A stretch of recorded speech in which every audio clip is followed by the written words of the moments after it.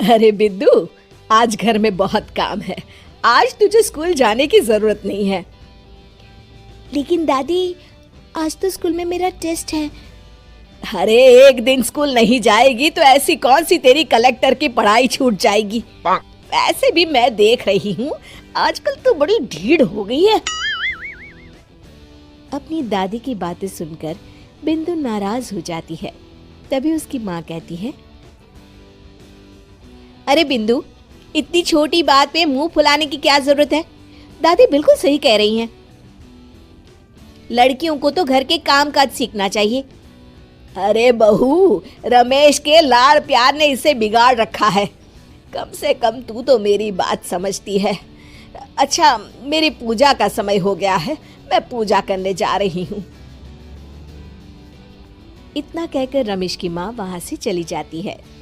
इस तरह बिंदु की दादी और माँ दोनों अक्सर उसे घर के कामों में ही उलझा कर रखते थे। कुछ दिनों के बाद राजू और बिंदु के 10वीं के रिजल्ट्स आते हैं।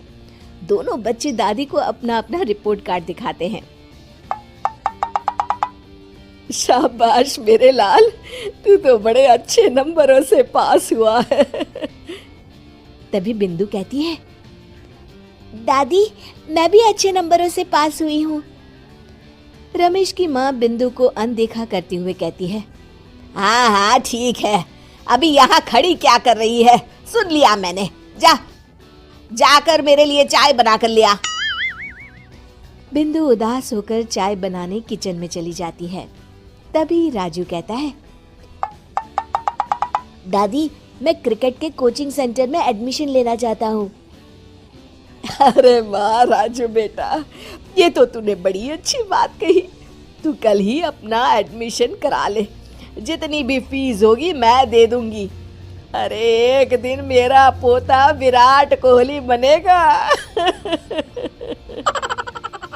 इस तरह अक्सर रमेश की माँ अपनी पोती बिंदु के साथ दुर्व्यवहार करती थी। कुछ दिनों के बाद रमेश की माँ और उसकी पत्नी दोनों सास बहू मिलकर राजू का एडमिशन अच्छे स्कूल में करवा देते हैं, लेकिन बिंदु का एडमिशन नहीं करवाते। इस बात से नाराज होकर बिंदु अपनी दादी से कहती है, लेकिन दादी मुझे भी आगे की पढ़ाई करनी है। अरे क्या करेगी आगे की पढ़ाई लिखाई करके हैं? आज से ये पढ़ाई का भूत अपने दिमाग से उतार दे। इतना कहकर रमेश की माँ वहाँ से चली जाती है।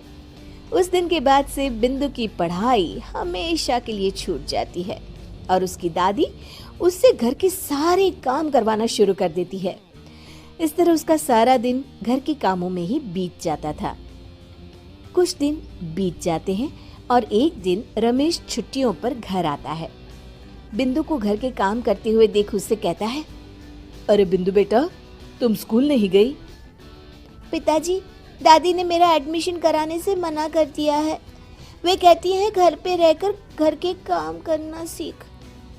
अपनी माँ का ये बर्ताव देख रमेश को बहुत गुस्सा आता है और वो अपनी माँ से कहता है, माँ ये तुमने क्या किया? आगे की पढ़ाई के लिए स्कूल में बिंदु का एडमिशन क्यों नहीं करवाया?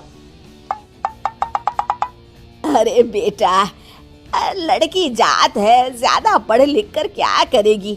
वैसे भी शादी के बाद तो इसे घर के ही काम करने हैं ना। तुम किस जमाने में जी रही हो माँ? अगर कल्पना चावला के घर वाले भी तुम्हारी सोच के होते तो क्या वो पूरी दुनिया में हिंदुस्तान का नाम रोशन कर पाती? इसका स्कूल छुड़वाकर तुम इसका भविष्य बर्बाद कर रही हो, लेकिन मेरे रहते ऐसा नहीं होगा।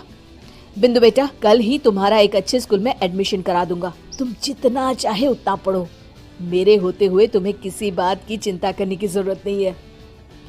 अपने पिता से हौसला पाकर बिंदु खुश हो जाती है और कहती है, जी पापा, मैं खूब मन लगाकर पढ़ाई करूंगी और बड़ी होकर डॉक्टर बनूंगी। ये हुई ना बात। शाबाश मेरी बेटी। शिक्षा, लड़का हो या लड़की, हमें दोनों को आगे बढ़ने का मौका देना चाहिए।